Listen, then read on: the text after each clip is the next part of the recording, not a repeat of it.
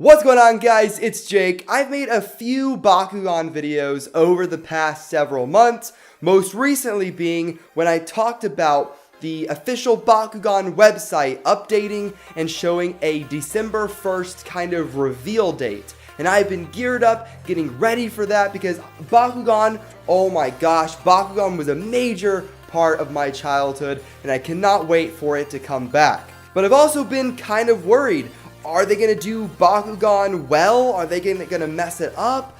And guys, we actually have pictures of the upcoming Bakugan and a little bit of speculation / information, I guess, which will all be absolutely confirmed on most likely December 1st. Now first, I want to say that I'm not 100% sure the source of these pictures, but I know that they were posted by toy reviewer Kodak here on YouTube. I'll leave a link down below. Really awesome channel. I really do like his reviews a lot.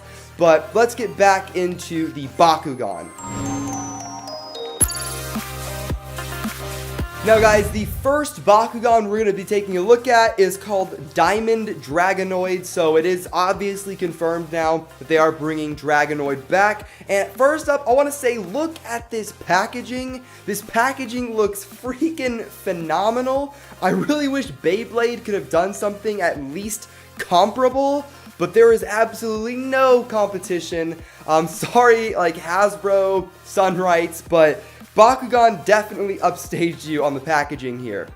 But just looking at Diamond Dragonoid, we can see it's kind of interesting. We have cards in the background, which I'm going to assume are ability cards. And then at the bottom of the packaging, we see something called Bakukors, which I'm going to talk about here just a little bit later, but keep that on your mind.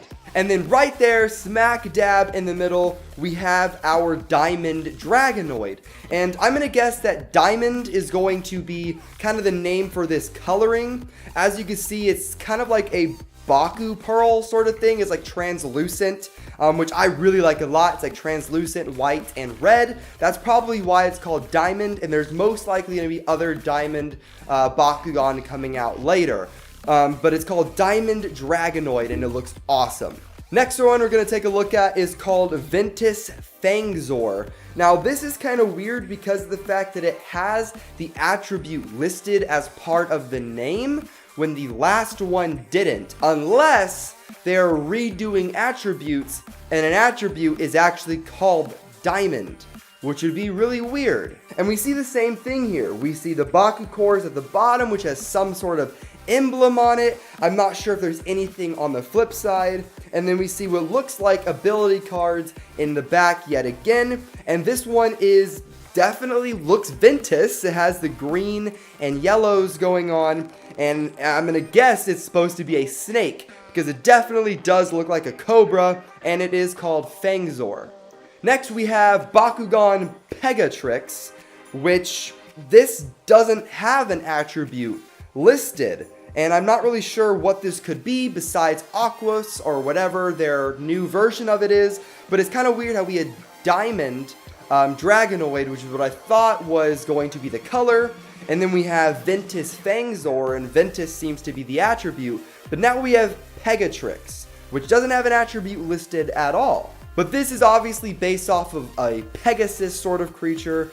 And we definitely, in the back, if you look at the card, we see a little bit of blue there, which could mean that this is an Aquos or what looks to be kind of a remade version of Aquos, whatever it is. The next one we're going to be taking a look at is Bakugan Ultra, Aurelus Maxitar. No idea what Aurelus is. Could be the new version of Subterra. It could be just a new sort of way to identify it. I'm not really sure. But what's really interesting about this one is that it's called Bakugan Ultra, when the rest have just been Bakugan. Now what's interesting about this is that it could be possibly a different price. I know Kodak was saying how it could be a different price point, which could be interesting, but he also said that it could have to do with how complex the transformations are, or how difficult it is to get it back into the ball form, which is kind of interesting. the packaging looks the exact same. The Bakugan doesn't really look any different, besides it's saying Bakugan Ultra. So it would kind of suck if this is somehow like a couple of dollars more. That wouldn't really make any sense. Next, we have Bakugan Ultra yet again. We have Mantanoid, which is kind of an interesting name. We definitely got a Mantis type Bakugan in the last series, and I can't really remember what it's called. But this one is Bakugan Ultra as well, and this one definitely looks a little bit more complex than the other ones we saw. It has more joints and moving parts, which is definitely pretty interesting. Next one, we have Bakugan Aurelus Dragonoid, and seeing that it is called Aurelus definitely confirms that this is the new Subterra. Subterra was, you know, the earth and had a lot of browns. This one has the same earthy tones, so I'm gonna guess this is Aurelus or Aurelus. I don't really know. I don't know how to say it yet. Next, we have Hydorous.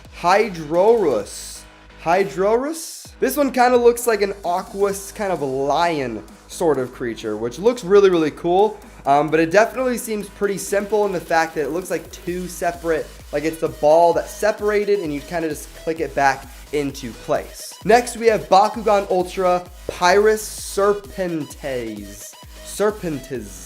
What? But this one is Bakugan Ultra yet again. Moving on to the next one, we have Diamond Hydorous. And this is, we already have a Hydorous before, and this one is Diamond.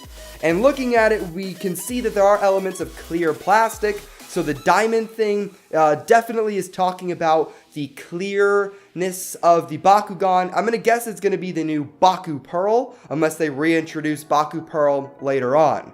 But this one doesn't really look more complex at all, but it's definitely kind of hard to see.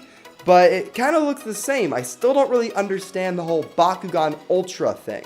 And guys, just to quickly go over the remaining Bakugan, there is Nilius or Nilius. That kind of reminds me of Ilanuk. Nilius. I don't know. That's just kind of what it reminds me of. And this one definitely looks like it's going to be a Darkus. We have another Bakugan Ultra Hydorous, but this one is not diamond. So it's all solid plastic, no clear plastic. Next, we have a Darkus Fangzor. We had a Ventus one before, and this one is Darkus. We have, this one is called Trox, and to be honest, it kind of looks like a little mole rat, sort of. Then we have, and this one I think is really, really cool. It looks like it's like a Cerberus type, kind of like a three-headed dog sort of character. And it's called Bakugan Ultra Howlkor. Howlkor? These names are definitely getting kind of weird and kind of interesting. And then here we see confirmation that Chaos is returning. And this one looks really, really dope. I can see why it's Bakugan Ultra, which it just looks super intricate. And it's Bakugan Ultra Chaos Garganoid. And what's kind of interesting is that we have elements of like a greenish teal on here, and I think that was actually kind of rare to see before, at least this major. This one definitely looks like a Baku Pearl Ventus Bakugan from way back in the day, because it has so many elements of green or like that tealish color, when Chaos before would be lots of grays, silvers, and whites.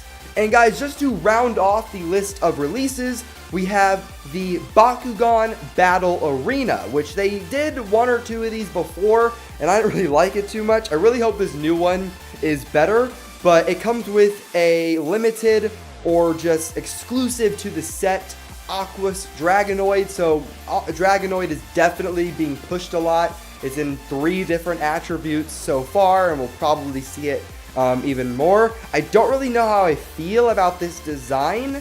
I definitely like the old Dragonoid design a little bit more. This one seems very bulky in the body, very small head and wings, but this is definitely going to evolve. If the series continues on past more than just one season, we're definitely going to see these become more complex and their designs change. I would definitely like to see this one change to be more like the old one. So just to summarize the information a little bit, we know that Pyrus, Darkus, Chaos, Ventus, and Aquos those are all making a comeback. The only one that I guess is changing is Subterra, and that's going to be called Aurelis. Unless it's still Subterra and Aurelis or whatever stands for something else. I don't know. Subterra definitely makes more sense. Subterra, Terra meaning like Earth, sub. That just makes a lot of sense. But I'm going to guess they're going to change it because, to be honest, I think Subterra was the least popular one. It was definitely my least favorite. My least favorites were Subterra, Ventus, and Aquos because their colors were always kind of bland. The best were definitely Pyrus, Darkus, and Ventus. Those were definitely the coolest, no doubt about it. So it's cool. Maybe they're going back to kind of revitalize the ones that weren't so popular. But really, guys, that is going to wrap up this video. If you enjoyed, make sure you leave a like down below and hit that subscribe button. There's going to be loads of Bakugan content on the way as soon as I can actually get more news and get the actual toys. I can't wait. I'm so freaking excited. But that's going to be it for this video. So I'll see you guys next time. Have fun, and man, I still have not come up with a Bakugan tagline. Brawl away? Brawl away. That works. Have fun and brawl away.